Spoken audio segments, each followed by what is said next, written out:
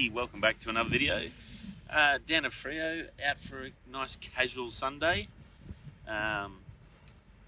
Just the harbour here.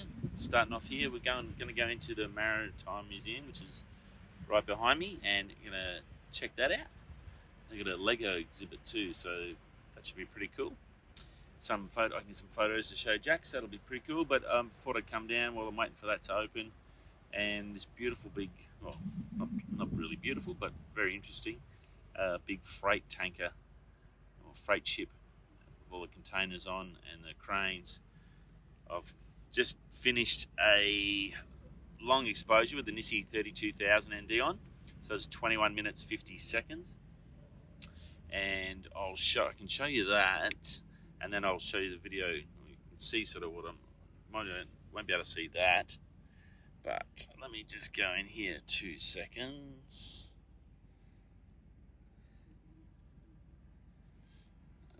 Yep, that's it, right. Okay, I'm not sure if you're going to be able to see that. There's a bit of reflection around. Right, yeah, there you go. So I'm thinking probably not colour-wise.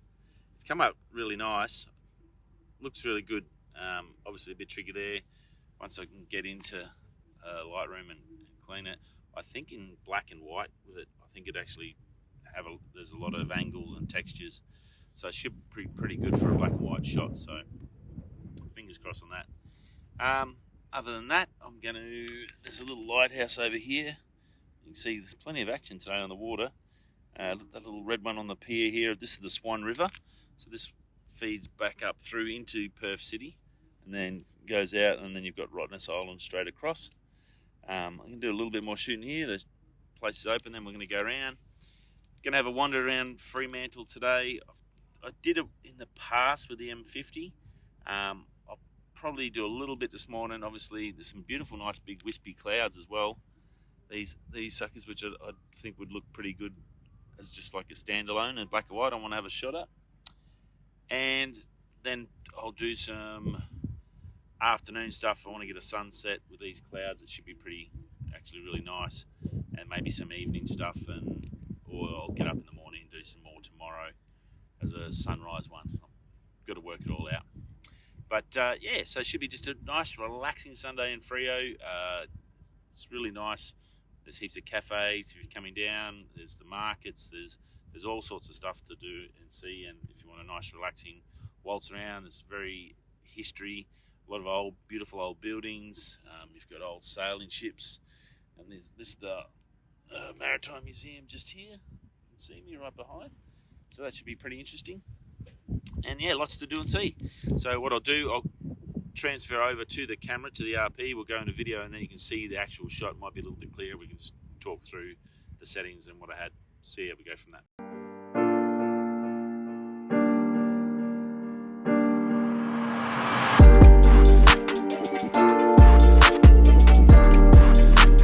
Okay, so here's the shot. I'm on the new RF 100 to 400mm, so probably a little bit of give you an idea of take the stabilisation off, of the video of it as well, how clear it is with video. So Canon RP shooting 1080, 24 frames a second.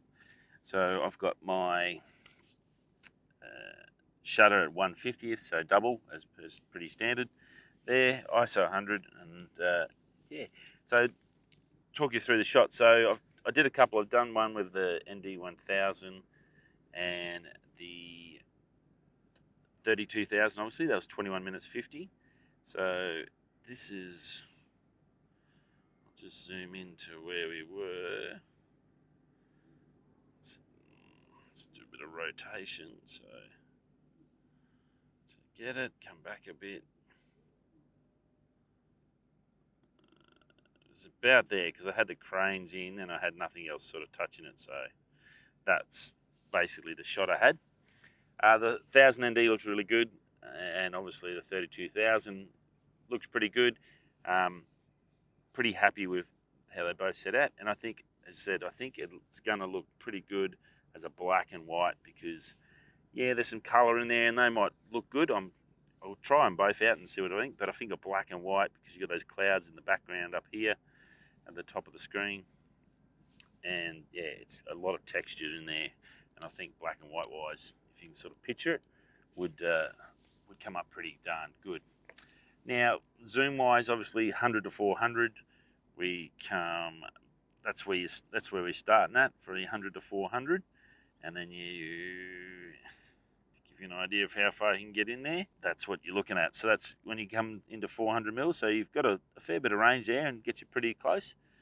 I guess we're probably, I don't know, 500 meters, roughly.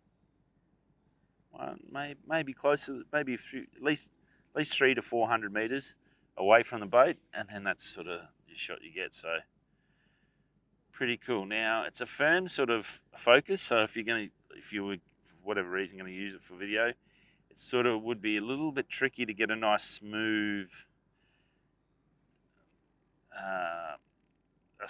sort of focus throw on it if you're sort of wanted to zoom in and get that smooth photo. It's rather large and big. It probably goes around, well, it's not a full circle, so you could easily do a one hand, so it's about 180 degrees roughly to get your full focus on it. So for video wise and that, you obviously on the lens, we've got the control ring, so you can use that for your aperture or set that up for ISO or whatever you want if you want to change it. If it starts going overcast and you need to just quickly up your ISO to keep the colours and your brightness right. But yeah, I thought it'd be interesting to have a quick look at the video side of the 100 to 400 as well. So a couple of nice shots with it. I'm going to turn it around now and we're going to go over. I'll just swing you around this way and I want to come right in. My next shot is going to be, I want to get that lighthouse. Rightio, so my next photo is going to be that, and I think that'll actually come up pretty darn nice. Probably can't see my finger, so that's no good pointing out there, is it? The little, I might even come across it left a bit more and put a bit more of the ocean in, because those things on the right I don't really want. I just want that little, I guess it's like a little mini lighthouse, but it's sort of the contrast of that, the reds with the white, and then the water, dark water at the front, and then the blue clouds and sky at the back. Obviously, I've still got the Nissi circular polarizer on there, the landscape one. So that's there to help me with the water and to cut out a bit of reflection and get that contrast as well. So I think that'll be pretty good. So I'm going to take a photo of that and then going to head into the museum and check that out. It's going to be a good day. It's a nice, relaxed, beautiful, sunny day, nice cool breeze. Boats are coming in. Everyone's coming home from Rottnest or going out to Rottnest or fishing. And we'll see you shortly. Yeah, maybe from inside the museum. We'll see if we can find anything to have a chat about. Okay, see ya.